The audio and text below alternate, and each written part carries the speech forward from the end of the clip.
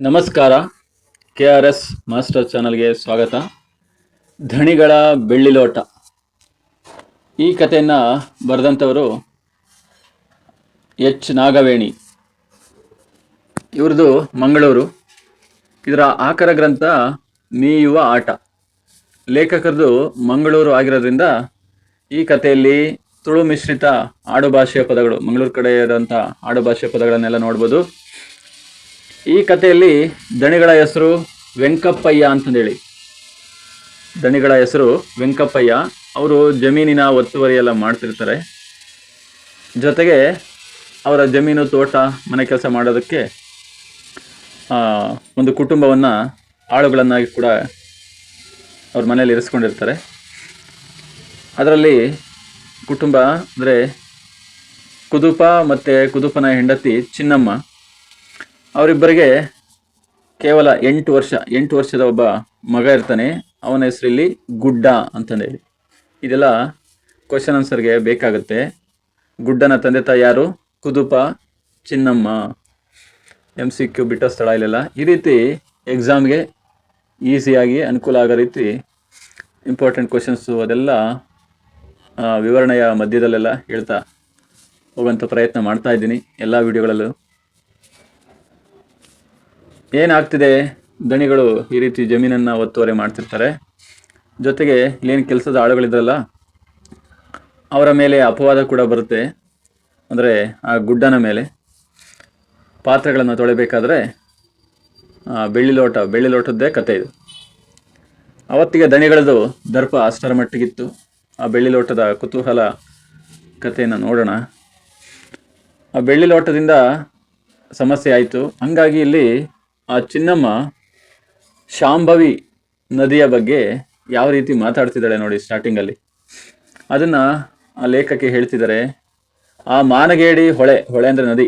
ಯಾವ ನದಿ? ಶಾಂಭವಿ ನದಿ. ಆ ನದಿಗೆ ಒಂದಿಷ್ಟು ಉಗುರು ಕಡೆ ಒಂದಿಷ್ಟೇಷ್ಟು ನಾಚಿಕೆ ಎಂಬುದು ಇದ್ದಿದ್ರೆ ಏನು ಮಾಡ್ತಿತ್ತು?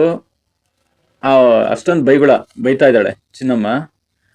ಆ ಬೈಗುಳ ಕೇಳಿ ಅದು ತಟ್ಟನೆ ಹಿಂಗೋಗ್ಬಿಡ್ತಿತ್ತು. ಅಂದರೆ ನೀರು ಹರಿತಾನೆ ಇರಲಿಲ್ಲ, ನದಿ ಸ್ಟಾಪ್ ಆಗ್ತಿತ್ತು. ಇಲ್ಲಾಂದರೆ ಸರ್ರಂತ ಹೋಗ್ಬಿಟ್ಟು ನುಗ್ಗಿಬಿಟ್ಟು ಬೈತಾ ಇದ್ಲಲ್ಲ ಆ ಚಿನ್ನಮ್ಮನನ್ನು ನುಂಗ್ಬಿಡ್ತಿತ್ತು. ಅದೆಂಥದ್ದು ಇಲ್ಲ ನೋಡಿ, ಇದು ಮಂಗಳೂರು ಭಾಷೆ. ಅದೆಂಥದ್ದು ಇಲ್ಲದೆ ಊದು ದಾಸಯ್ಯ ನನ್ನ ಬಾಲಕ್ಕೆ ಇನ್ನಷ್ಟು ಶಂಕ ಅನ್ನೋ ಥರ ಅದು ಕಸ ಕಡ್ಡಿಗಳನ್ನೆಲ್ಲ ಹೊತ್ಕೊಂಡು ನದಿ ಹರಿತಲೇ ಇತ್ತು. ಅತ್ತ ಕಡಲಿನತ್ತ ಅಂದರೆ ಸಮುದ್ರದ ಕಡೆಗೆ. ಊದು ದಾಸಯ್ಯ ನನ್ನ ಬಾಲಕ್ಕೆ ಇನ್ನಷ್ಟು ಶಂಕ. ಇದಕ್ಕೆ ಪರ್ಯಾಯವಾಗಿ ಸಂವಾದ ಇನ್ನೊಂದು ಈ ರೀತಿ ಮಾತು ಕೂಡ ಹೇಳ್ಬೋದು. ಏನು? ಕೋಣನ ಮುಂದೆ ಕಿನ್ನರಿ ಬಾರಿಸಿದಂಗೆ ಅಂತ. ಅದ್ರ ಮುಂದೆ ಎಷ್ಟು ಹೇಳಿದ್ರೇನು ಅಂದೆ ಅದೇ ಥರ ಎಷ್ಟು ಬೈತಿದ್ರು ಅದು ಹಂಗೆ ಮಾಡ್ತಾ ನದಿ ಹರಿತಾನೆ ಇದೆ, ಸಮುದ್ರಕ್ಕೆ ಹೋಗಿ ಸೇರ್ತಾನೆ ಇದೆ ಕಸ ಕಡ್ಡಿಗಳನ್ನೆಲ್ಲ ಹೊತ್ಕೊಂಡು. ಮುಂಜಾನೆ ಬೆಳಗ್ಗೆನೆ ಚಿನ್ನಮ್ಮ ಪ್ರತಿದಿನದಂತೆ ಹೊಳೆಯ ಅಂಚಿನಲ್ಲಿ, ಸೆರಗಿನಲ್ಲಿ ಅಂಚಿನಲ್ಲಿ ಮುಸುರೆಯ ಪಾತ್ರೆಗಳನ್ನು ರಾಶಿ ಹಾಕೊಂಡು ಕೂತ್ಕೊಂಡು ಪಕ್ಕದಲ್ಲಿ ಆ ಬೂದಿದು ಅವತ್ತಿಗೆ ಕಟ್ಟಿಗೆಗಳಿಂದ ಅಡುಗೆ ಮಾಡ್ತಿದ್ರಲ್ಲ, ಬೂದಿ ಸಿಕ್ತಿತ್ತು. ಆ ಬೂದಿಯನ್ನು ಬಳಸ್ಕೊಂಡು ಆ ತೆಂಗಿನ ಚಿಪ್ಪಿನ ಗೆರಟೆ ಇರುತ್ತಲ್ಲ ಅದನ್ನು ಬಳಸ್ಕೊಂಡು ನದಿಯ ಗುಣವಾಚನವನ್ನು ಮಾಡ್ತಾ ಇದ್ಲು. ಆ ಹೊಳೆಯ ಮೈಗೆ ಅಂದರೆ ಹೊಳೆಯುವಂತಹ ನದಿಯ ಮೈಗೆ ಆ ಪರಿ ಬೈಗುಳ ಪೆಟ್ಟು ತಗಲ್ತಿದ್ದಂತೆ ಅದರ ದಡದಲ್ಲಿ ನಿಂತಿರಲ್ಲ ಮರಿ ಮೀನುಗಳ ತಪಾಸಣೆಯಲ್ಲಿದ್ದ ಅಸಂಖ್ಯ ಕೊಕ್ಕರೆ. ಮರಿ ಮೀನುಗಳನ್ನು ತಿನ್ನಬೇಕು ಅಂತಂದೇಳಿ ಕೊಕ್ಕರೆಗಳು, ಅಂದರೆ ಕೊಕ್ಕರೆ ಕೊಂಗರು, ಅದು ಕೂಡ ಕೊಕ್ಕರೆನೇ, ಒಂದು ಕೊಕ್ಕರೆ ಜಾತಿನೇ. ಇನ್ನು ಮಿಂಚುಳ್ಳಿ ಅಂದರೆ ಕಿಂಗ್ ಫಿಶರು, ಅವೆಲ್ಲ ಆ ಚಿನ್ನಮ್ಮನ ಬೈಗುಳದ ಪಾಲು ನಮಗೆಂದೂ ಬೇಡ ಅಂಥ ಮಾತುಗಳು ನಮಗಂತೂ ಬೇಡ ಅನ್ನೋ ರೀತಿ ಸರ್ರನೆ ಬೇರೆ ದಡಕ್ಕೆ, ಅವಳ ಪಕ್ಕದಲ್ಲಿದ್ದವು ಬೇರೆ ದಡಕ್ಕೆ ಹೋಗಿ ಹಾರಿ ಹೋದುವಂತೆ. ಅಷ್ಟರ ಮಟ್ಟಿಗೆ ಅವಳು ಬೈತಾ ಇದ್ದಾಳೆ. ಅಂಥ ನೋವು ಅವಳಿಗಾಗಿದೆ. ಚಿನ್ನಮ್ಮ ಏನಾಗಿದೆ? ಆ ನದಿಯೇನು ಬೇಕು ಅಂತ ಚಿನ್ನಮ್ಮನ ಕುಟುಂಬಕ್ಕೆ ಅಂತ ಅಪವಾದವನ್ನು ಎಳೆದು ತಂದು ಹಾಕ್ತಾ ಅಂತ ಲೇಖಕಿ ಕೇಳ್ತಿದ್ದಾರೆ. ಬೇಕು ಅಂತ ಅದೇನನ್ನು ಮಾಡ್ತಾ ನದಿ. ಅದಕ್ಕೂ ಅಂದರೆ ನದಿಗೂ ಕೂಡ ಚಿನ್ನಮ್ಮನ ಪುಟ್ಟ ಸಂಸಾರದ ಬಗ್ಗೆ ಅದೆಷ್ಟು ಪ್ರೀತಿ, ವಾತ್ಸಲ್ಯ, ಕಾಳಜಿ ಇದೆಲ್ಲ ಅನುಕಂಪ ಇಲ್ಲ. ಅದಕ್ಕಿದೆ, ನದಿಗಿದೆ, ಅನುಕಂಪ ಇದೆ, ಕಾಳಜಿ ಇದೆ, ವಾತ್ಸಲ್ಯ ಇದೆ, ಪ್ರೀತಿ ಇದೆ. ಯಾರ ಮೇಲೆ? ಆ ಚಿನ್ನಮ್ಮನ ಪುಟ್ಟ ಸಂಸಾರದ ಮೇಲೆ. ಹಂಗಿಲ್ಲ ಅಂದಮೇಲೆ ಆ ನದಿ ಚಿನ್ನಮ್ಮನ ಗಂಡ ಕುದುಪ ಇವರೆಲ್ಲ ಇವ್ರ ಗಾಳದ ಬಾಯಿಗೆ ಆ ರೀತಿ ಮಳೆಗಾಲದಲ್ಲೂ ಕೂಡ ದಿನವೂ ಒಂದಿಷ್ಟು ತರು ಮೀನುಗಳನ್ನ ಸಿಲುಕಿಸ್ಬೇಕು. ತರು ಮೀನು ಅಂದರೆ ತೊರವೆ ಮೀನುಗಳು. ಆ ಮೀನುಗಳನ್ನ ಅದು ಅವ್ರಿಗೆ ಸಹಾಯ ಆಗಲಿ ಅಂತ ಕೊಡ್ತಿತ್ತು. ಅದು ಹರಿದು ಬರಬೇಕಾದ್ರೆ ಅದರ ಸೆರಗಿನ ಅಂಚಿನಲ್ಲಿರೋಂಥ ತೋಟಗಳಿಂದ ಅವಾಗವಾಗ ಅಷ್ಟಿಷ್ಟು ತೆಂಗಿನಕಾಯಿ ಬಿದ್ದಿರ್ತಾವಲ್ಲ, ತೆಂಗಿನಕಾಯಿ, ಸೌದೆ, ಕಟ್ಟಿಗೆಗಳನ್ನೆಲ್ಲ ತಂದು ಆ ಕುದುಪನ ದಿಟ್ಟಿಗೆ ಅಂದರೆ ಆ ದೃಷ್ಟಿಗೆ, ಆ ಕಣ್ಣೋಟಕ್ಕೆ, ಕುದುಪನಿಗೆ ಕಾಣಿಸೋ ರೀತಿ ಅವನ್ನೆಲ್ಲ ಬೀಳಿಸ್ತಿರ್ಲಿಲ್ವಾ, ಹಂಗೆಲ್ಲ ಸಹಾಯ ಮಾಡ್ತಿತ್ತು ಅಂತ. ಇಲ್ಲಿ ಮಂಗಳೂರು ಭಾಷೆ, ಆಡು ಭಾಷೆ ಪದಗಳು ಬಳಸ್ತಿದ್ದಾರೆ ನೋಡಿ. ಆಟಿ ಸೋಣ ಅಂತಂದೇಳಿ. ಇವಾಗೇನು ಇದೇ ತಿಂಗಳಲ್ಲೇ ಇದ್ದೀವಿ. ಆಟಿ ಅಂದರೆ ಆಷಾಢ ಮಾಸ, ಸೋಣ ಅಂದರೆ ಶ್ರಾವಣ ಮಾಸ. ಅಂದರೆ ಆಟಿ ಸೋಣ ಕಾಲದ ಮಳೆಗಾಲದಲ್ಲ ಅಂದರೆ ಆಷಾಢ ಶ್ರಾವಣ ಕಾಲದ ಮಳೆಗಾಲದಲ್ಲಂತೂ ಕೇಳೋದೇ ಬೇಡ. ಅಲ್ಲಿ ಇಲ್ಲಿಂದ ಪಾತ್ರೆ ಪಗಡೆ, ಸೌದೆ, ಕಟ್ಟಿಗೆ, ಕೋಳಿ, ಕುರಿ, ಏಣಿ, ದೋಣಿ ಹಿಂಗೆಲ್ಲ ಜೋಡಿ ಪದಗಳನ್ನು ಬಳಸಿದ್ದಾರೆ. ರೀಪು, ಪಕ್ಕಾಸುಗಳು ಅಂದರೆ ಮನೆಗೆ ಬಳಸಿರ್ತಾರಲ್ಲ ತೊಲೆಗಳು, ಹಳೆದಾಗಿ ಸೈಡ್ಗೆ ಹಾಕಿರ್ತಾರಲ್ಲ ಅವನ್ನೆಲ್ಲ ಹೊತ್ತು ತಂದು ಏನು ಮಾಡ್ತಿತ್ತು, ಚಿನ್ನಮ್ಮ ಮತ್ತು ಕುದುಪರ ಮಡಲಿಗೆ ಸುರಿತಿತ್ತು. ಆ ರೀತಿ ಅದು ಯಾವಾಗಲೂ ಸುರಿಯೋದು ಮಾಮೂಲಿ ಆಗಿತ್ತು. ಹಂಗಾಗಿ ನದಿ ಆ ರೀತಿ ಸಹಾಯ ಮಾಡ್ತಿತ್ತು ಅಂತ ಇದು ಪ್ರಶ್ನೆ ಕೂಡ ಇರುತ್ತೆ. ಚಿನ್ನಮ್ಮನ ಕುಟುಂಬದ ಜೊತೆ ಆ ನದಿಗೆ, ಆ ಹೊಳೆಗೆ, ಇಲ್ಲಿ ಹೊಳೆ ಅಂತಾನೆ ಜಾಸ್ತಿ ಬಳಸಿದ್ದಾರೆ, ನದಿ ಅಂತ ಚೆನ್ನಾಗಿ ಈಸಿಯಾಗಿ ನೆನ್ಪಿಟ್ಕೋಬೋದು. ಆ ನದಿಗೆ ಇಷ್ಟೊಂದು ಒಡನಾಟ ಇದ್ರೂ ಕೂಡ, ಒಳ್ಳೆ ಒಡನಾಟ ಇದೆ. ಆ ರೀತಿ ಇದ್ರೂ ಕೂಡ ಮೊನ್ನೆ ಇನ್ನೇನು ಶ್ರಾವಣ ಮಾಸದ 4ರಂದು ಇದೇ ಹೊಳೆ, ಶ್ರಾವಣ ಮಾಸದ 4ನೇ ದಿನ, 4ರಂದು ಅಂದರೆ 4ನೇ ದಿನ, ಅದೇ ನದಿ ಆಕೆಯ ಕುಟುಂಬದ ಮೇಲೆ ಒಂದು ದೊಡ್ಡ ಅಪವಾದವನ್ನು ಹೊರಸೇ ಬಿಡುತ್ತೆ. ಇಡೀ ಕುಟುಂಬದ ಉಗ್ರ ಕೋಪ, ಅಸಹನೆಗೆ ಬಲಿಯಾಗಬೇಕಾಗುತ್ತೆ. ಆ ರೀತಿ ಆಗಿದ್ದಿನ್ನೇನು ಇಷ್ಟೇ. ಏನು ಅಂತ ಹೇಳ್ತಿದ್ದಾರೆ ನೋಡಿ. ಕಳೆದ ಶ್ರಾವಣ ಮಾಸದ 4ನೇ ದಿನ ಏನಾಯಿತು ಅಂತ. ಆ ದಿನ ಚಿನ್ನಮ್ಮನ ಮಗ, ಏಕೈಕ ಮಗ ಯಾರು? ಗುಡ್ಡ. ಆ ಗುಡ್ಡ ದೊಡ್ಡದಾಗಿ ಆ ಪರಿಯಲ್ಲಿ ತುಂಬಿ ಹರಿತಿತ್ತಲ್ಲ, ಅಂತ ಹರಿತಿದ್ದಂತಹ ಶಾಂಭವಿ ನದಿಯ ದಡದಲ್ಲಿ ಕೂತ್ಕೊಂಡು ದಣಿಯವರ ಮನೆಯ ಮುಸುರೆ ಪಾತ್ರೆಗಳನ್ನು ತಿಕ್ತಿದ್ದ. ಆ ಮುಸುರೆ ಪಾತ್ರೆಗಳನ್ನು ತಿಕ್ಕಬೇಕಾದ್ರೆ ಒಂದು ಎಡವಟ್ಟು ಆಯ್ತಿಲ್ಲಿ. ತುಂಬ ಶ್ರಾವಣ ಬೇರೆ, ಜೋರಾದ ಮಳೆ, ಜೋರಾಗಿ ನದಿ ಕೂಡ ಹರಿತಾ ಇತ್ತು. ಪಾತ್ರೆಗಳನ್ನು ತಿಕ್ತಿದ್ದ. ಆಷಾಢ ಮತ್ತು ಶ್ರಾವಣ ಭಾದ್ರಪದ ಮಾಸದಲ್ಲಿ ನದಿ ಒಡಲು ಎಂಥದ್ದು, ಯಾವ ರೀತಿ ಇರುತ್ತೆ ಅಂತ ವರ್ಣನೆ ಮಾಡ್ತಾವ ನೋಡಿ. ಕಾವಿಗೆ ಕೂತ ಹೆಂಟೆ ಅಂತ. ಹೇಟೆ ಅಂದರೆ ಕೋಳಿ, ಹೆಣ್ಣು ಕೋಳಿ. ಕಾವಿಗೆ ಕೂತಾಗ ಒಂದೇ ಸಮನಾಗಿ ಹೆಂಗೆ ಕೂತಿರುತ್ತೋ ಆ ಥರ ಒಂದೇ ಸಮನಾಗಿ ಇಲ್ಲಿ ನದಿ ಹರಿತಾ ಇರುತ್ತೆ. ಅದು ಯಾವಾಗಲೂ ಕೂಡ ಪ್ರಕ್ಷುಬ್ಧವಾಗಿರುತ್ತೆ, ಸದಾ ಹರಿತಾ ಇರುತ್ತೆ. ಹತ್ರ ಬಂದವರನ್ನ ಕುಕ್ಕಿ ಮುಕ್ಕುವ ಸಿಡುಕು. ಕೋಳಿ ಹೆಂಗೆ ಹತ್ರ ಹೋದ್ರೆ ಸಾಕು ಆ ಮರಿಗಳನ್ನು ಕಾಪಾಡ್ಕೊಳ್ಳೋದಕ್ಕೆ ಸಿಡುಕು ಮಿಡುಕು ಅಂತ ತೋರಿಸುತ್ತೋ ಆ ಥರ. ಅದು ಹುಟ್ಟುವ ಘಟ್ಟದಲ್ಲಿ ಆ ಹೊಳೆಯ ದೇಹ, ಒಡಲು, ಮನಸ್ಸು ಎಲ್ಲ ಪ್ರಫುಲ್ಲವಾಗಿರುತ್ತೆ. ಘಟ್ಟದಲ್ಲಿ ಯಾವಾಗಲೂ ಘಟ್ಟಗಳಲ್ಲಿ ತಾನೇ ಹುಟ್ಟುತ್ತವೆ ನದಿಗಳು. ಅಲ್ಲಿ ಹುಟ್ಟಬೇಕಾದ್ರೆ ಆ ಜಾಗದಲ್ಲಿ ಅದು ಪ್ರಫುಲ್ಲ ಅಂದರೆ ಖುಷಿಯಾಗಿ, ಶಾಂತವಾಗಿ, ನಿರ್ಮಲವಾಗಿದ್ರು ಅದು ಸಾಗಿ ಬರ್ತಾ ಅದರ ಆರ್ಭಟ ಜೋರಾಗುತ್ತೆ. ಆ ಕಡಲ ಸಂಗಮಕ್ಕೆ, ಆ ನದಿಯ ಎಂಥದ್ದು ಸಮುದ್ರದ ಸಂಗಮಕ್ಕೆ ರಭಸದಿಂದ ಹಾತೊರೆದು ಬರ್ತಾ ಇರುತ್ತಲ್ಲ, ಆ ದಾರಿಯಲ್ಲಿ ಹರಿಯುವಂತಹ ಅನೇಕ ಕೆರೆ, ತೋಡು, ಹಳ್ಳ, ಕೊಳ್ಳ ಎಲ್ಲ ಅದರ ಒಡಲಿಗೆ ಬಾಚ್ಕೊಬಿಡುತ್ತೆ. ಈ ರೀತಿ ಬಾಚ್ಕೊಂಡು ಬರ್ಬೇಕಲ್ವಾ, ಆ ರೀತಿ ಬರ್ತಾ ಅದು ಅದರ ವಿಕ್ಷಿಪ್ತ ಅಂದರೆ ವಿಸರ್ಜಿತ ಮನಸ್ಥಿತಿ. ಆ ಪರಿಸ್ಥಿತಿಯಲ್ಲಿ ಶಾಂಭವಿ ನದಿ ಇರಬೇಕಾದ್ರೆ ಏನು ಮಾಡ್ದ ಚಿನ್ನಮ್ಮನ ಮಗ? 8 ವರ್ಷದ ಗುಡ್ಡ ದಣಿಗಳ ಮುಸುರೆ ಪಾತ್ರೆಯನ್ನು ತೊಳಿತಾ ಇದ್ದ. ಯಾವ ರೀತಿ ತೊಳಿತಿದ್ದ? ಮರಿ ಮೀನುಗಳನ್ನ ಹಿಡಿಯುವ ಆಟ ಆಡ್ಕೊಂಡು, ನದಿಯಲ್ಲಿ ಮರಿ ಮೀನುಗಳು ಇರ್ತಿದ್ವಲ್ಲ, ಆ ಪಾತ್ರೆಗಳಲ್ಲಿ ಹಿಡಿಯೋದು, ಬಿಡೋದು, ಈ ರೀತಿ ಆಟ ಆಡ್ಕೊಂಡು ಅವನು ತನ್ನದೇ ಲೋಕದಲ್ಲಿ ಇದ್ಕೊಂಡು ಪಾತ್ರೆಗಳನ್ನು ಉಜ್ಜುತ್ತಿದ್ದ. ಏನಾಯಿತು?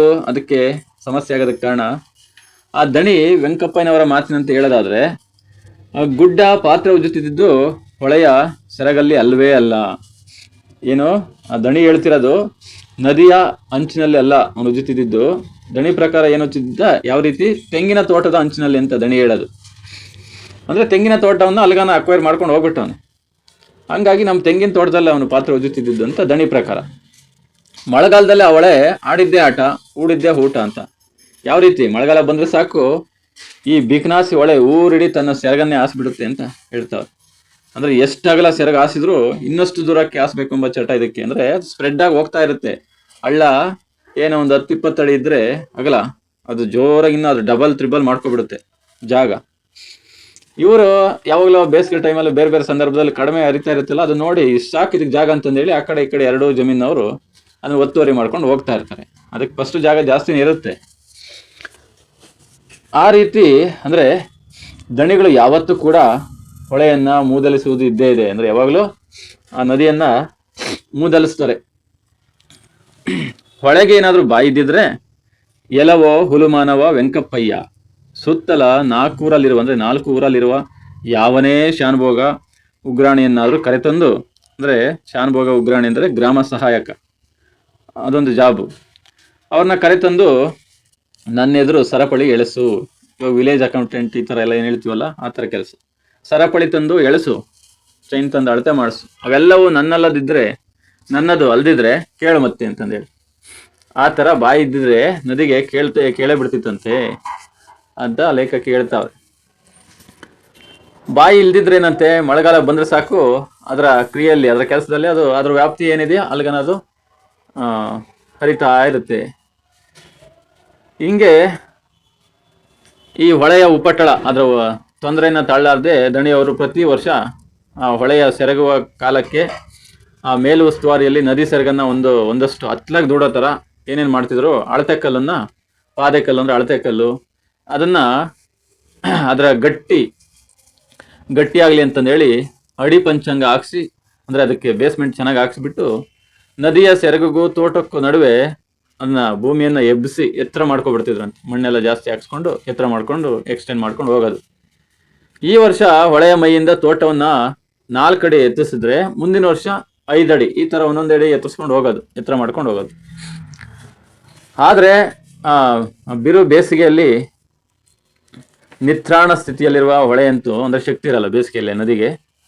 ತನ್ನ ನಿಶಕ್ತ ಸ್ಥಿತಿಯಲ್ಲಿ ದಣಿಗಳ ಕೃತ್ಯವನ್ನು ಕಂಡು ಕಾಣದಂತಿರ್ತಿತ್ತು, ಏನು ಮಾಡೋಕ್ಕಾಗದೆ ಅಂತ ಒಂದು ನದಿಗೆ ಜೀವ ಕೊಟ್ಟು ಹೇಳ್ತಾವೆ. ಗದ್ದೆಯಲ್ಲಿ ಬಿತ್ತೋದನ್ನು ಮರಳದಿನ ಮೇಲೆ ಬಿತ್ತಿದೆಯಲ್ಲವಾ ಮಾರಾಯ ಅಂತ.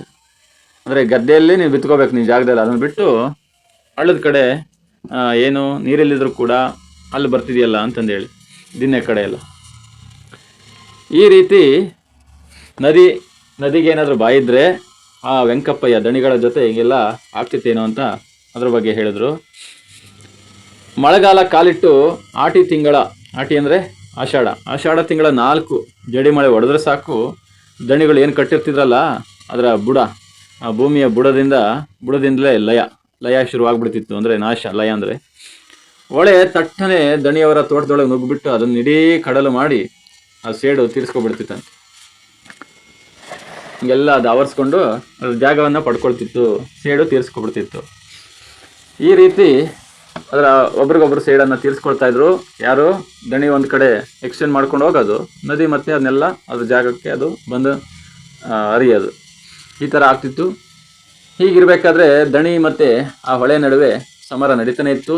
ಶ್ರಾವಣ ಮಾಸದ ಬೆಳಗ್ಗೆ ಬಾಲಕ ಗುಡ್ಡ ತೋಟದ ಅಂಚಲ್ಲಿ ಕೂತ್ಕೊಂಡು ಬೂದಿಯಿಂದ ಆ ಪಾತ್ರೆಗಳನ್ನು ತಿಕ್ಕಬೇಕಾದ್ರೆ ಹೊಳೆ ನೀರಲ್ಲಿ ಹಂಗೆ ಹೊಳೆ ನದಿ ನೀರಲ್ಲೇ ಪಾತ್ರೆಗಳನ್ನು ತೊಳೆಸಿದ್ದ. ಅವನು ಜಾಲಾಡಿಸ್ತಿದ್ದ, ಕ್ಲೀನ್ ಮಾಡ್ತಿದ್ದ. ಆ ಹೊಳೆಯ ನೀರು ವಾರಗಟ್ಟಲೆ ಅಲ್ಲೇ ನಿಂತು ದಣಿಗಳ ತೋಟದ ಅಂಚು ಮತ್ತು ಇನ್ನು ತುಳುವ ಹಲಸಿನಂತೆ ಮೆತ್ತಗಾಗಿತ್ತಂತೆ. ಅಂದರೆ ಹಲಸಿನಣ್ಣು ಯಾವ ರೀತಿ ಮೆತ್ತಗಾಗಿರುತ್ತೋ ಆ ಥರ ಅಂಚೆಲ್ಲ ಮೆತ್ತಗಾಗಿತ್ತು, ಚೆನ್ನಾಗಿ ನೀರಿಗೆ ನೆನ್ಕೊಂಡು. ಹಂಗಾಗಿ ಆ ಪುಟ್ಟ ಬಾಲಕನಿಗೆ ಅದು ಹೆಂಗೆ ಗೊತ್ತಾಗುತ್ತೆ ಪಾಪ, ಚಿಕ್ಕವನಿಗೆ ಹೆಂಗೆ ಗೊತ್ತಾಗುತ್ತೆ ಈ ದಡ ಕೆಳಗೆ ಬೀಳುತ್ತೆ ಇಲ್ಲಿ ಕೂತ್ಕೊಂಡ್ರೆ ಇನ್ನೊಂದು ಮತ್ತೊಂದು ಅಂತಂದೇಳಿ. ಏನಾಯಿತು, ಅವನು ಯಾವುದೋ ಒಂದು ಲೋಕದಲ್ಲಿದ್ದ. ಹಿಂದಿನ ರಾತ್ರಿ ಅವ್ನು ಪಾತ್ರೆ ತೊಳಿತಿದ್ನಲ್ಲ, ಆದರೆ ಹಿಂದಿನ ರಾತ್ರಿ ಅವನು ಪಾತ್ರೆ ತೊಳಿತಿರೋದು 4ನೇ ದಿನ ಚತುರ್ಥಿ.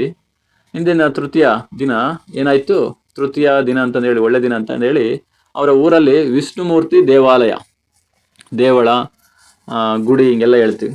ವಿಷ್ಣುಮೂರ್ತಿ ಗುಡಿ, ವಿಷ್ಣುಮೂರ್ತಿ ದೇವಾಲಯದಲ್ಲಿ ವಿಷ್ಣು ಅಂದ್ರೇ ಹರಿ ಅಲ್ವಾ, ಹಂಗಾಗಿ ಅಲ್ಲೇನು ಯಾವ ಕತೆ ನಡೀತಿತ್ತು, ಹರಿಕತೆ. ಶ್ರಾವಣ ಮಾಸದಲ್ಲಿ ಇವೆಲ್ಲ ಸರ್ವೇ ಸಾಮಾನ್ಯ ದೇವರ ಕಥೆಗಳನ್ನು ಓದಿಸುವಂಥದ್ದು. ಅದೇ ರೀತಿ ಇಲ್ಲೂ ಕೂಡ ಹರಿಕತೆ ನಡೀತಾ ಇತ್ತು. ಹರಿದಾಸರು ಬಂದು ಉಪಕಥೆಗಳನ್ನು ನೆನಪಿಸ್ಕೊಂಡು ಚೆನ್ನಾಗಿ ಹೇಳಿದ್ರಲ್ಲ, ಆ ಹರಿದಾಸರು ಹೇಳಿದಂಥ ಉಪಕಥೆಗಳನ್ನು ಇವನು ನೆನಪಿಸ್ಕೊಂಡೇ ನಗ್ನಗ್ತಾನೆ ಪಾತ್ರ ಬೆಳಗ್ತಾ ಇದ್ದ. ಆ ಬಾಲಕನಿಗೆ ಕಾಲ ಕೆಳಗಿರೋಂಥ ಮಣ್ಣು ಕುಸಿಬೋದು ಅಂತಂದೇಳಿ ಅಂದಾಜು ಸಿಗಲಿಲ್ಲ ಅವನಿಗೆ. ಆ ಪರಿಜ್ಞಾನನೂ ಇಲ್ಲ ಆ ರೀತಿ ಆಗ್ಬೋದು ಅಂತ. ಮೆಲ್ಲಗದು ಕುಸಿದು ನದಿಗೆ ಜಾರೇ ಬಿಡ್ತು ಕಾಲಡಿ ಇರೋಂಥ ಮಣ್ಣು. ಕ್ಷಣ ಮಾತ್ರದಲ್ಲಿ ಏನಾಯ್ತು ಅವನಿಗೆ ಗೊತ್ತಾಗೋಷ್ಟರಲ್ಲಿ ಗುಡ್ಡನ ಜೊತೆಗೆ ಆ ದಣಿಗಳ ಮನೆಯ ಪಾತ್ರೆ ತೊಳಿತಿದ್ನಲ್ಲ, ಪಾತ್ರೆ, ಸೌಟು, ಕೊಳಗ, ತಪ್ಪಲೆ ಗೊತ್ತಲ್ಲ ತಪ್ಪಲೆ, ಇವೆಲ್ಲವೂ ಕೂಡ ನೀರು ಪಾಲಾದವು. ಆದರೆ ಗುಡ್ಡಾಗೇನು ಸಮಸ್ಯೆ ಆಗಲಿಲ್ಲ. ಅಂದರೆ ಅವನೇನು ಸಾಮಾನ್ಯವಾದ ಪೋರ ಏನು ಅಲ್ವಲ್ಲ. ಇಂಥ ಮಕ್ಕಳು ಚೆನ್ನಾಗಿ ಇಂಥದ್ರಲ್ಲೆಲ್ಲ ಸ್ವಲ್ಪ ಸ್ಟ್ರಾಂಗ್ ಆಗಿರ್ತಾರೆ, ಈಜಾಡೋದ್ರಲ್ಲೂ, ಬೆಟ್ಟ ಹತ್ತೋದು, ಇಳಿಯೋದಂಗೆಲ್ಲ. ಆತನ ಈಜಿಗೆ ಎಷ್ಟು ಮಟ್ಟಿಗೆ ಅವನು ಪ್ರಾವೀಣ್ಯತೆ ಪಡ್ಕೊಂಡಿದ್ದ ಈಜೋದ್ರಲ್ಲಿ ಅಂತ ಹೇಳ್ತಾವ್ರು ನೋಡಿ. ಅವನ ಈಜಿಗೆ ಮೀನುಗಳೇ ನಾಚಬೇಕು, ಅಷ್ಟರ ಮಟ್ಟಿಗೆ ಈಜ್ತಿದ್ದ ಅಂತ. ಈಜಿ ಮೇಲೆ ಬಂದವ ನೇರವಾಗಿ ಅವ್ರ ಅಪ್ಪನ ಹತ್ರ ಹೋದ. ಅವರಪ್ಪ ಯಾರೋ ಗುಡ್ಡಾರ, ಅವರಪ್ಪ ಕುದುಪನ ಹತ್ರ ಹೋದ. ದಣಿಗಳ ತೋಟದಲ್ಲಿ ತೆಂಗಿನ ಗಿಡದ ಬುಡಗಳನ್ನು ಬಿಡಿಸ್ತಾ ಇದ್ರು ಅವರಪ್ಪ. ಅಂದರೆ ಅಲ್ಲೆಲ್ಲ ಬೇಕಿಲ್ಲದ ಗಿಡಗಳು ಬೆಳ್ಕೊಂಡಿರ್ತವೆ, ಲೂಸ್ ಮಾಡಿದ್ರೆ ಫಸಲು ಚೆನ್ನಾಗಿ ಬರುತ್ತೆ ಅಂತಂದೇಳಿ ಆ ರೀತಿ ಕೆಲಸದಲ್ಲಿ ಅವನ ಮಗ್ನನಾಗಿದ್ದ. ಕುದುಪನಿಗೆ ಮಗನ ಮಾತು ಕೇಳಿ ಎದೆ ಬಡಿತ ಸ್ಟಾಪ್ ಆದಂಗಾಯ್ತು, ಸ್ತಬ್ಧಗೊಂಡಂತಾಯ್ತು. ಬಂದು ನೋಡ್ತಾನೆ, ಮುಸ್ರೆ ಪಾತ್ರಗಳೆಲ್ಲ ಹೊಳೆ ಪಾಲಾಗ್ಬಿಟ್ಟವೆ. ದಣಿಗಳಿಗೆ ಏನಾದರೂ ಈ ಸುದ್ದಿ ತಲುಪಿದ್ರೆ ಅವರ ಸಿಟ್ಟಿನ ಬರಕ್ಕೆ ನಾವೆಲ್ಲರೂ ಹೊಳೆ ಪಾಲಾಗೋದು ಖಂಡಿತ ಅಂತಂದೇಳಿ ಆಲೋಚನೆ ಮಾಡ್ದ. ನಾವು ನದಿ ಪಾಲಾಗಬೇಕಾಗತ್ತೆ ಅಂತ. ಆ ರೀತಿ ಯೋಚನೆ ಮಾಡಿ ತಟ್ಟಂತ ಅವನ ಮೈಯ ಬಟ್ಟೆ ಬರೆಗಳನ್ನೆಲ್ಲ ಬಿಚ್ಚಿ ಒಂದು ಕಡೆ ಎಸೆದು ಕೋಮಣ ಅಲಂಕೃತನಾಗಿ ಅಂತ ಹೇಳ್ತಾವೆ ನೋಡಿ. ಕೋಮಣ ಅಲಂಕೃತ ಅಂದರೆ ಜಸ್ಟ್ ಲಂಗೋಟಿ ಮಾತ್ರ ಇರುತ್ತೆ, ಚಡ್ಡಿ, ಅದೊಂದನ್ನು ಮಾತ್ರ ಇಟ್ಕೊಂಡು ಹೊಳೆಯಲ್ಲಿ ಮುಳುಗ್ತಾವನೆ. ಅಲ್ಲಿ ನೆಲಕ್ಕೆ ಕಚ್ಕೊಂಡಿರೋಂಥ ಪಾತ್ರೆಗಳಿಗೋಸ್ಕರ ಜಾಲಾಡ್ತಾವನೆ, ಹುಡುಕಾಡ್ತಾವನೆ. ಆ ಕುಸಿದ ಮಣ್ಣಿನ ಅಡಿಯಲ್ಲಿ ಎಷ್ಟೆಷ್ಟು ಪಾತ್ರೆಗಳು ಸಿಕ್ಕೋ ಅವನ್ನೆಲ್ಲ ತರ್ತಾನೆ, ಮೇಲೆ ಹಾಕ್ತಾವನೆ. ಇನ್ನೆಷ್ಟು ಪಾತ್ರೆಗಳು ಸಿಗಬೇಕು, ಆದರೆ ಕುದುಪನಿಗೆ ಅಂದಾಜಿಲ್ಲ, ಗೊತ್ತಿಲ್ಲ. ಮುಸುರೆ ಪಾತ್ರೆಗಳ ಒಡೆಯ ಮಗನನ್ನು ಕೇಳಿದ್ರೆ, ಅಂದರೆ ಮುಸುರೆ ಪಾತ್ರೆಗಳನ್ನು ತೊಳೆತಿದ್ದೆ ಅವನ ಮಗನೇ ತಾನೇ. ಮಗನನ್ನು ಕೇಳಿದ್ರೆ ಅವನು ತೋರು ಬೆರಗಳನ್ನು ಬಾಯಳುಗೆರಿಸ್ಕೊಂಡು ಮೌನ ಮುದ್ರೆಯಲ್ಲ ಅವನಿಗೆ ಏನೋ ಒಂಥರ ಗಾಬರಿ ಆಗೋಯ್ತು ಗುಡ್ಡನಿಗೆ. ಹೇಗೂ ಚಡ್ಡಿ ಒದ್ದೆ ನೀರಾಗಿದೆ ಅಂತಂದೇಳಿ ಮತ್ತೆ ನೀರಿಗೆ ಧುಮುಕ್ತಾವನೆ. ಆ ಹೊಳೆಯಲ್ಲಿ ಯಾಕೆ ಈಜಬಾರ್ದು ಅಂತಂದೇಳಿ ಈಜ್ತಾವನೆ. ಅಪ್ಪನಲ್ಲಿ ಕೇಳೋದು ಬಿಡುವುದು ಅಂತಂದೇಳಿ ಆ ಗುಡ್ಡ ಒಂದು ಕಡೆ ಯೋಚನೆಯಲ್ಲಿ ನಿಂತಿದ್ದ. ನಾನು ಹೋಗಿ ಈಜ್ಲೋ ಬೇಡವೋ ಅಂತಂದೇಳಿ ಆ ರೀತಿ ಮೌನವಾಗಿದ್ನಲ್ಲ. ಅವಾಗ ಕೇಳ್ತಾನೆ, 3 ಕಾಸಿನ ಹಡವೆ, ಇಷ್ಟೇನಾ ಪಾತ್ರೆ, ಇನ್ಯಾವುದಾದ್ರೂ ಮುಳುಗಿದೆಯೇನಾ ಅಂತ ಅವರ ಮಂಗಳೂರು ಭಾಷೆಯಲ್ಲಿ ಬೈತಾ. ಇಷ್ಟೇನಾ ಪಾತ್ರೆ, ಇನ್ನೇನೋ ಇದೆಯಂತ ಅವನ ಪ್ರಶ್ನೆಗೆ ಅವಾಗ ಅವನಿಗೆ ಒಂಥರ ಗಾಬರಿಯಾಗಿ ಆ ಯೋಚನೆಯಿಂದ ಹೊರಗೆ ಬಂದ. ಅಂತಂದೇಳಿ ಗುಡ್ಡನಿಗೆ ಇನ್ಯಾವ ಪಾತ್ರೆಗಳು ನೆನಪಿಗೆ ಬರ್ತಿಲ್ಲ, ಒಂಥರ ಗಾಬರಿ ಆಗೋಯ್ತು ಅವನಿಗೆ. ಮಾಮೂಲಾಗಿ ದಿನವೂ ಅವನು ಇರುವಂತಹ ಏನೇನು ತರ್ತಿದ್ದ, ಏನೇನು ಪ್ರತಿದಿನ ಪಾತ್ರೆಗಳನ್ನು ತೊಳಿತಿದ್ದ ಅಂತಂದೇಳಿ ಒಂದು ಪ್ರಶ್ನೆ ಇರುತ್ತೆ ನೋಡಿ. ಇದೆಲ್ಲ ನೆನ್ಪಿಟ್ಕೋಬೇಕು. ಏನೇನಿರ್ತಿತ್ತು ಮಾಮೂಲಾಗಿ 2 ಕಂಚಿನ ಕೊಳಗ, ಕಂಚಿಂದು ಕೊಳಗಗಳು ಅಂದರೆ ದೊಡ್ಡದಾದ ಪಾತ್ರೆಗಳು, ಜಾತ್ರೆ ಮನೆ ಕಾರ್ಯಕ್ರಮಗಳಲ್ಲಿ ಬಳಸ್ತಿದ್ರು ಅವಾಗ. 2 ಹಿತ್ತಾಳೆ ಗಿಂಡಿ ಅಂದರೆ ಬಿಂದಿಗೆಗಳು, 10 ಹಿತ್ತಾಳೆ ಲೋಟಗಳು, ಮತ್ತು 2 ಚೆಂಬುಗಳು, 6 ಮರದ ಸೌಟು ಅಂದರೆ ಉಡ್ಡಿಂದ ಮಾಡಿರುವಂಥದ್ದು, 2 ಹಿತ್ತಾಳೆ ಸೌಟು, ಅದ್ರ ಜೊತೆಗೆ 10 ಕಂಚಿನ ಬಟ್ಟಲು, 8 ಹಿತ್ತಾಳೆ ತಟ್ಟೆ, 1 ಬಾಣಲೆ ಅಂದರೆ ಬಾಂಡ್ಲಿ, ಎಂಥದ್ದು ಬಜ್ಜಿ ಬೋಂಡ ಹಿಂಗೆಲ್ಲ ಮಾಡ್ತಾರಲ್ಲ ಬಾಂಡ್ಲಿ, ಇವೆಲ್ಲವೂ ಇವೆ. ಮತ್ತು ಯಾವುದು ಕಾಣಿಸ್ತಿಲ್ಲ. ಮಗ ಗುಡ್ಡನಿಗೂ ಗೊತ್ತಾಗ್ತಿಲ್ಲ, ಅಪ್ಪನಿಗೂ ಅಷ್ಟೇ ಗೊತ್ತಾಗ್ತಿರೋದು. ಅಪ್ಪ ಮಗನನ್ನು ಅದೆಷ್ಟು ಕಾಡಿದ್ರು ಬೇಡಿದ್ರು ಬಾಲಕ ಗುಡ್ಡನಿಗೆ ಉತ್ತರಿಸೋದಕ್ಕೋಸ್ಕರ ಕಿವಿ ಬಾಯಿ ಏನೂ ತೋಚ್ತಿಲ್ಲ, ಏನು ಗೊತ್ತಾಗ್ತಿಲ್ಲ. ದಣಿಯವರ ಒಡತಿ ದಣಿ ವೆಂಕಪ್ಪಯ್ಯನವರ ಒಡತಿ ದಿನವೂ ಹೊರಗೆ ಸುರಿಯೋ ಮುಸುರೆ ಪಾತ್ರೆಗಳನ್ನು ಹೊತ್ತು ತಂದು ಅದನ್ನು ಉಜ್ಜುವುದಷ್ಟೇ ಅವನ ಕೆಲಸ ಆಗಿತ್ತು. ಅವಳು ಕೊಟ್ಟಂಥ ಪಾತ್ರೆಗಳನ್ನು ಎಷ್ಟು ಪಾತ್ರೆ, ಯಾವುದು, ಏನು, ಎತ್ತ, ಯಾಕಿಷ್ಟು ಅಂತ ವಿಚಾರಿಸೋಕ್ಕಾಗತ್ತಾ? ವಿಚಾರಿಸಿದ್ರೆ ದಣಿ ಪತ್ನಿ ಮಜ್ಜಿಗೆ ಕಡಿತಿದ್ಲಲ್ಲ, ಕಡಗೋಲಲ್ಲೇ ತಲೆ ಸೀಳಿ ಬಿಟ್ರಾಯ್ತು ಅಂತಂದೇಳಿ ಹಂಗೆಲ್ಲ ಇವರೇ ಊಹೆ ಮಾಡ್ಕೊಂಡು ಅದೇನು ಕೇಳ್ತಿರ್ಲಿಲ್ಲ ಅಂತ. ಏನು ಮಿಸ್ ಆಯಿತು ಅದ್ರ ಬಗ್ಗೆ ಮಾತಾಡ್ತಾಳೆ ನೋಡಿ. ಅಪ್ಪನ ಕಾಡುವಿಕೆಗೆ ಅಂದರೆ ತುಂಬ ಕೇಳ್ತಾನೆ ಅವನೇ, ಯಾರು ಕುದುಪ ಗುಡ್ಡನ್ನು. ಅವಾಗ ಕೊನೆಗೆ ಯೋಚನೆ ಮಾಡ್ತಾ ಮಾಡ್ತಾ ಮಾಡ್ತಾ ಚೆನ್ನಾಗಿ ಯೋಚನೆ ಮಾಡೋದಕ್ಕೆ ಗುಡ್ಡನಿಗೆ ಅವಾಗೊಂದು ನೆನಪಿಗೆ ಬಂತು. ಏನದು ನೆನಪಿಗೆ ಬಂದಿದ್ದೆ? ನಮ್ಮ ಲೆಸನ್ ನೇಮ್ ಶೀರ್ಷಿಕೆ ಬೆಳ್ಳಿ ಲೋಟ. ಆ ಮುಂಜಾನೆ ಯಾಕೆ ನೆನಪಿಗೆ ಬಂತು ಅಂದರೆ ಅಷ್ಟು ರೇಜ್ಗೆ ಇಡಿಸುವಷ್ಟು, ಅಂದರೆ ಜಿಗುಪ್ಸೆ ಬರುವಷ್ಟು ದಣಿಪತ್ನಿಯವರು ಜಾಸ್ತಿ ಜಾಗ್ರತೆ ವಹಿಸಿ ಅದನ್ನ ಹೇಳ್ತಾನೆ ಇದ್ರು. ಬೆಳಿಗ್ಗೆ ಕೊಡಬೇಕಾದ್ರೆ ಏನಂತ ಹೇಳಿದ್ರು, ಈ ಬೆಳ್ಳಿ ಲೋಟ ಜಾಗ್ರತೆ ಮಾರಾಯ. ಯಾಕೆಂದರೆ ನನ್ನ ಮದುವೆಯಲ್ಲಿ ನನ್ನ ಅಪ್ಪ ಕೊಟ್ಟಿದ್ದು. ಮಂಗಳೂರು ಭಾಷೆಯಲ್ಲೆಲ್ಲ ಹಿಂಗೆ ಹೇಳೋದು ನೋಡಿ, ನನ್ನ ಅಪ್ಪ ಅಂತಂದು, ನಮ್ಮಪ್ಪ ಅಂತಂದೆಲ್ಲ ಬಳಸಲ್ಲ ನಮ್ಮ ಥರ. ನನ್ನ ಅಪ್ಪ ಕೊಟ್ಟಿದ್ದು. ನನ್ನ ಅಪ್ಪಯ್ಯ ಎಲ್ಲಿ? ಕುಡ್ಲದ ರಥಬೀದಿಯಲ್ಲಿರೋ, ಕುಡ್ಲ ಅಂದರೆ ಅದು ಒಂದು ಸ್ಥಳನೇ, ಮಂಗಳೂರು ಮತ್ತು ತುಳುನಲ್ಲಿ. ಮಂಗಳೂರಿಗೆ ಆ ತುಳು ಭಾಷೆಯಲ್ಲಿ ಕುಡ್ಲ ಅಂತಂದೇ ಅಂತ ಕರೆಯೋದು. ತುಳು ಭಾಷೆಯಲ್ಲಿ ಮಂಗಳೂರಿಗೂ ಕುಡ್ಲ. ನಾವು ಕೊಂಕಣಿಯಲ್ಲಿ ಕೋಡಿಯಾಲ್ ಅಂತ ಕೂಡ ಕರೀತಾರಂತೆ ಮಂಗಳೂರನ್ನ. ಕೊಂಕಣಿಯಲ್ಲಿ ಕೋಡಿಯಾಲು, ತುಳು ಭಾಷೆಯಲ್ಲಿ ಕುಡ್ಲ ಮಂಗಳೂರಿಗೆ. ಅಂತ ಕುಡ್ಲದ ರಥಬೀದಿಯಲ್ಲಿ ಆ ಫೇಮಸ್ ನರಸಿಂಹಾಚಾರಿ ಅಂತಂದೇಳಿ, ಆ ನರಸಿಂಹಾಚಾರಿ ಆಚಾರ್ಯರ ಹತ್ರ ಮಾಡಿದ್ದಿದ್ದು. ಅದರ ಮೈ ಮೇಲಿನ ಹೂಬಳ್ಳಿಯನ್ನು, ಯಾವುದು ಬೆಳ್ಳಿ ಲೋಟದ ಮೇಲೆ ಹೂಬಳ್ಳಿ ಡಿಸೈನ್, ಆ ಡಿಸೈನ್ ಎಲ್ಲ ಮಾಡಿದ್ರಲ್ಲ, ಆ ಡಿಸೈನ್ನ ಹೂಬಳ್ಳಿಯನ್ನು ಈ ಕಾಲದಲ್ಲಿ ಯಾವ ಆಚಾರ್ಯ ತಾನೇ ಮಾಡಿಯಾನೋ, ಇವಾಗ ಯಾರು ಮಾಡ್ತಾರಂಗೆ ಅಂತಂದೇಳಿ ಇಷ್ಟೆಲ್ಲ ಎಚ್ಚರಿಕೆಯನ್ನು ಕೊಟ್ಟು ಜಾಗ್ರತೆ ವಹಿಸೋದಕ್ಕೆ ಹೇಳಿಯೇ ಮುಸ್ರೆ ಪಾತ್ರೆ ಜೊತೆಗೆ ಅದನ್ನು ಸೇರಿಸಿ ಇಟ್ಟಿದ್ಲು. ಆ ಗುಡ್ಡನಿಗೆ ಇವಾಗ ಅದೆಲ್ಲ ನೆನಪಾಯಿತು.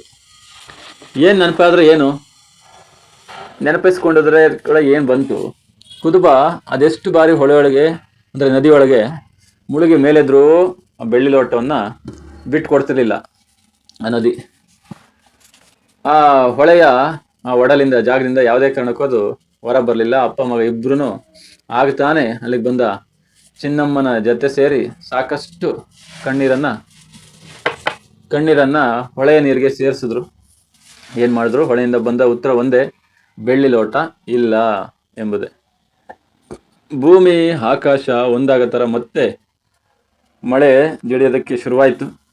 ಕುದುಪ ಅಸಹಾಯಕನಾಗಿ, ಏನು ಹೆಲ್ಪ್ಲೆಸ್, ಏನು ಮಾಡೋಕ್ಕಾಗ್ತಿಲ್ಲ, ದಣಿಗಳ ಅಂಗಳಕ್ಕೆ ಬಂದು ಬೆಳ್ಳಿ ಲೋಟದ ವಿಷಯ ಹೇಳೇ ಬಿಟ್ಟ. ಆ ಮಳೆಯ ಆರ್ಭಟದ ಜೊತೆ ದಣಿಯವರ ಆರ್ಭಟ ಕೂಡ ಏರ್ತು. ಒಟ್ಟೊಟ್ಟಿಗೆ ಅದರ ಜೊತೆಗೆ ಕುದುಪನ ಕುಟುಂಬವೇ ಬೆಳ್ಳಿ ಲೋಟವನ್ನು ಲಪಟಾಯಿಸಿದ್ದು, ಅಂದರೆ ಇವರೇ ಲಪಟಾಯಿಸಿರೋದು, ಬೆಳ್ಳಿ ಲೋಟವನ್ನು ಕದ್ದಿರೋದು ಅಂತ ಅಪವಾದ ಅದು ಬೀಸಿ ಬಂತು. ಕುದುಪ ದಣಿಗಳ ಕೈಕಾಲು ಹಿಡಿದು ಏನೇನೋ ಆಯ್ತಲ್ಲ, ಆ ನಿಜವಾದ ಪರಿಸ್ಥಿತಿಯನ್ನು ವಿವರಿಸಿದ್ರು. ಅವ್ರು ಒಪ್ತಾರ? ಅದ್ರ ಬಗ್ಗೆ ಹೇಳ್ತಾವೆ ನೋಡಿ. ದಣಿಯವರು ಎಂದಾದರೂ ಒಕ್ಕಲ ಮಕ್ಕಳನ್ನು ನಂಬಿದ್ದುಂಟೆ? ಕೆಲಸ ಮಾಡೋರ ಮಕ್ಕಳನ್ನು ಎಂದಾದ್ರು ನಂಬಿದ್ರ ಅಂತ. ಅವ್ರು ಎಷ್ಟು ನಿಜಾಂಶ ಹೇಳಿದ್ರು ಹಿಂಗೆ ಹೇಳ್ತಾರೆ ನೋಡಿ, ಇದೆಲ್ಲ ಸಾಕು ಮಾರಾಯ. ಯಾವತ್ತೂ ನಮ್ಮ ಮುಸುರೆ ಪಾತ್ರಗಳನ್ನು ನುಂಗದ ಹೊಳೆ ಇವತ್ತು ನನ್ನಪ್ಪ ಮದುವೆಯಲ್ಲಿ ಕೊಟ್ಟ ಬೆಳ್ಳಿ ಲೋಟವನ್ನು ನುಂಗ್ತಾನ ಅಂತಂದೇಳಿ ಒಳಮನೆ ಇದ್ಲಲ್ಲ, ಒಳಗಡೆಯಿಂದನೇ ಬಾಗಿಲಿಗೆ ಹೊರ್ಕೊಂಡು ನಿಂತಿದ್ಲು ದಣಿಯ ಪತ್ನಿ. ಆರ್ಭಟ ಮಾಡೋದಕ್ಕೆ ಶುರು ಮಾಡಿಬಿಟ್ಲು. ಕುದುಪನ ಬಾಯಿ ಕಟ್ಟೋಯ್ತು. ಹಂಗೆ ಆರ್ಭಟ ಮಾಡಿದ್ಮೇಲೆ ಬಾಯಿ ಜೋರ ಆಯ್ತು ಇನ್ಯಾರು ಅದಕ್ಕೆ ಬಾಯಿ ಕೊಡೋಕ್ಕಾಗತ್ತೆ? ಆ ರೀತಿ ನನ್ನಪ್ಪ ಕೊಟ್ಟಿದ್ದ ಬೆಳ್ಳಿ ಲೋಟ ಎಂದೂ ನುಂಗ್ದಿದ್ದು ಇವತ್ತು ಹೆಂಗೆ ನುಂಗ್ಬಿಡ್ತು ಅಂತ ಜೋರು ಮಾಡಿಬಿಟ್ಲು. ಆಮೇಲೆ ಅವತ್ತಿಗೆ ಈ ದರ್ಪ ಇತ್ತಲ್ಲ, ದಣಿಗಳ ದರ್ಪ, ಹಂಗೆಲ್ಲ ಆ ಗುಡ್ಡನ ಬಾಯಿ ಬಿಡಿಸೋದಕ್ಕೋಸ್ಕರ ಅವನ ಮೈ ಮೇಲಿನ ಚರ್ಮ ಸುಲಿಯೋದೊಂದೇ ಬಾಕಿ. ಅಷ್ಟರ ಮಟ್ಟಿಗೆ ಅಂಗಳದಲ್ಲಿ ಆ ಹೊಂಗಾರೆ ಮರ ಅಂದರೆ ಹೊಂಗೆ ಮರ, ಅದಕ್ಕೆ ಅವನನ್ನು ಬಿಗಿದು ತೆಂಗಿನ ನಾರಿನ ಒಂದು ಚಾವಟಿ ಕೊತ್ತಳಿಗೆ ಅಂತಾರೆ ಇಲ್ಲಿ, ಬಡ್ದೇ ಬಿಟ್ರು. ಅದನ್ನು ನೋಡ್ಕೊಂಡು ಆ ಕರುಳ ಕುಡಿಯ ಚೀರಾಟ ನರಳಾಟವನ್ನು ನೋಡೋದಕ್ಕಾಗಲಿಲ್ಲ ಚಿನ್ನಮ್ಮನಿಗೆ. ಆ ತಟ್ಟನೆ ಮಾತಾಡೇ ಬಿಟ್ಲು ಚಿನ್ನಮ್ಮ ಗಟ್ಟಿ ಧೈರ್ಯ ಮಾಡಿಕೊಂಡು. ನಮ್ಮ ಊರ ಕೋಡ್ದಬ್ಬು ದೈವದ ಆಣೆ, ನಾವು ದೇವರು ಅಂತೀವಿ, ಅವ್ರು ದೈವ ಅಂತ ಕರೀತಾರೆ ಆ ಕಡೆ, ಮಂಗಳೂರು ಕಡೆ ದೈವ. ಈ ರೀತಿ ದೈವದ ಆಣೆ, ಕೋಡ್ದಬ್ಬು ಅಂತ ದೇವರ ಹೆಸರು, ದೈವದ ಹೆಸರು. ಆ ಕೋಡ್ದಬ್ಬು ದೈವದ ಆಣೆ ಇದೆ, ಇನ್ನೇನಾದರೂ ನನ್ನ ಮಗನ ಮೇಲೆ ಕೈ ಮಾಡಿದ್ದಲ್ಲಿ ಕೈ ಮಾಡಂಗಿಲ್ಲ, ದೇವ್ರ ಮೇಲೆ ಆಣೆ ಅಂತ. ಈ ಥರ ಯಾವುದೋ ಧೈರ್ಯದಲ್ಲಿ ಹೇಳ್ಬಿಟ್ಲು ತಿರುಸ್ತಾ. ಹಂಗೆ ಹೇಳ್ಬಿಟ್ಟು ದಣಿಗಳ ಕಾಲಿಗೆ ಅಡ್ಡ ಬಿದ್ಲು. ಅದಕ್ಕೆ ಪರ್ಯಾಯವಾಗಿ ಬೇರೆ ಮಾತಾಡ್ತಾಳೆ ನೋಡಿ. ಆ ಬೆಳ್ಳಿ ಲೋಟದ ಹಣವನ್ನು ನಾನು ವರ್ಷಾನುಗಟ್ಲೆ ಪಡಿ ಇಲ್ಲದೆ, ಅವ್ರದ್ದು ಸಂಬಳಕ್ಕೋಸ್ಕರ ಏನು ದುಡಿತಿರ್ಲಿಲ್ಲ. ಸಂಬಳ ಅಂದರೆ ಅವತ್ತಿಗೆ ಆಹಾರ ಧಾನ್ಯಗಳನ್ನು ಪಡ್ಕೊಂಡು ಕೆಲಸ ಮಾಡ್ತಿದ್ರು. ಪಡಿ ಅಂದರೆ ಆಹಾರ, ಪಡಿ ಥರ ಹಂಗೆಲ್ಲ ನೋಡ್ತಿದ್ರು, ಪಡಿ ಥರ ಚೀಟಿ. ಈ ಥರ ಯಾವುದೇ ಆಹಾರ ಇಲ್ಲದೆ ನಿಮ್ಮಲ್ಲಿ ನಾನು ವರ್ಷಾನುಗಟ್ಲೆ ಕೆಲಸ ಮಾಡ್ತೀನಿ ಅಂತಂದೇಳಿ ಬೇಡ್ಕೊಂಡ್ಲು. ಆ ದಣಿಗಳಿಂದ ಅವಳ ಕೈಯಿಂದ ಆ ಚಾವಟಿಯನ್ನು, ಕೊತ್ತಳಿಗೆಯನ್ನು ಕೆಳಗೆ ಉರುಳೋ ಥರ ಮಾಡಿದ್ಲು. ಅದಾದಮೇಲೆ ಮುಂದಿನ 3 ವರ್ಷ, ಅಂದರೆ ಮುಂದಿನ 3 ಬೇಸಿಗೆವರೆಗೆ ಆ ಚಿನ್ನಮ್ಮನ ದುಡಿತಕ್ಕೆ, ಕೆಲಸಕ್ಕೆ ಪಡಿನೇ ಇಲ್ಲ. ಮುಂದಿನ 3 ಬೇಸಿಗೆವರೆಗೆ. ಎಲ್ಲಿ ಇವಾಗ ಏನು ಅದು ಪ್ರಾಬ್ಲಮ್ ಆಯ್ತಲ್ಲ, ಶ್ರಾವಣದಿಂದ ನೆಕ್ಸ್ಟ್ 3ನೇ ಬೇಸಿಗೆ, ಅಲ್ಲಿವರೆಗೂ ಯಾವುದೇ ಪಡಿ ಆಹಾರ ಇಲ್ಲ ಅಂತಂದೇಳಿ ಆ ಕರಾರು ಒಪ್ಪಂದ ಆಯಿತು.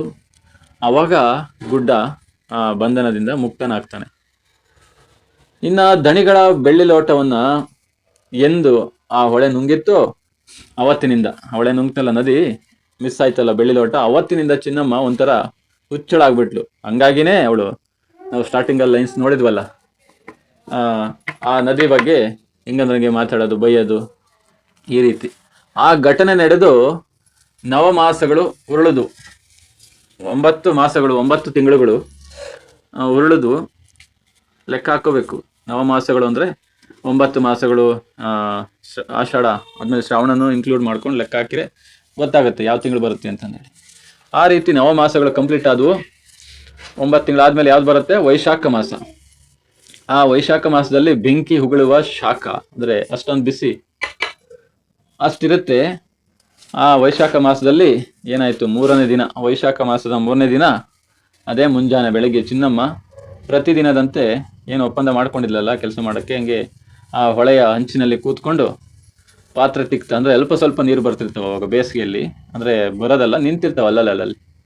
ಇವರು ಚೆನ್ನಾಗಿ ಮಣ್ಣೆಲ್ಲ ಮೇಲೆ ತಾಕಿ ತಗ್ಗು ಮಾಡ್ಕೊಂಡಿರ್ತಾರಲ್ಲ, ಅಲ್ಲಿ ನೀರು ನಿಂತಿರ್ತವೆ.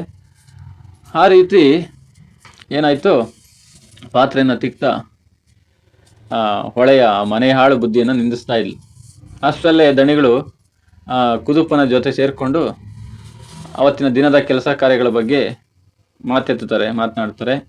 ಆ ಕುದುಪ ದಣಿಗಳ ಮುಂದೆ ಹೆಂಗಿರ್ಬೇಕು ಹಂಗೆ ಇದ್ದ. ಸೊಂಟದಲ್ಲಿನ ಕರಿದಾರಕ್ಕೆ ಏನು ಕೋಮಣದ ತುಂಡೊಂದನ್ನು ಸಿಲುಕಿಸ್ಕೊಂಡಿದ್ದ, ಅಂದರೆ ಲಂಗೋಟಿ. ಅವತ್ತಿಗೆ ಯಾವುದೋ ಒಂದು ಹಳೆದೊಂದು ಬಟ್ಟೆನ ಸಿಗಿಸ್ಕೊಳ್ತಿದ್ರು, ಚಡ್ಡಿ ಥರ. ಇವತ್ತಿಗೂ ಕೂಡ ಅದೇನೆ, ಅಷ್ಟೇ ಹಾಕೋದು ಚಡ್ಡಿಗಳು ಕೆಲವೊಬ್ರು.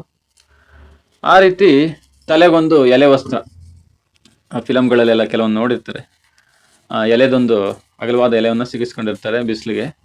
ಆ ರೀತಿ ಬಿಗಿತ ದಣಿಗಳಿಂದ ಉದುರುವ ಮಾತುಗಳನ್ನು ಹೆಕ್ಕಿಕೊಳ್ಳುವ ಭಂಗಿಯಲ್ಲಿ ನಿಂತಿದ್ದ. ಅವ್ರು ಹೇಳೋ ಮಾತುಗಳನ್ನೆಲ್ಲ ಹಂಗೆ ಆಯ್ಕೊಳ್ಳೋತಾರ.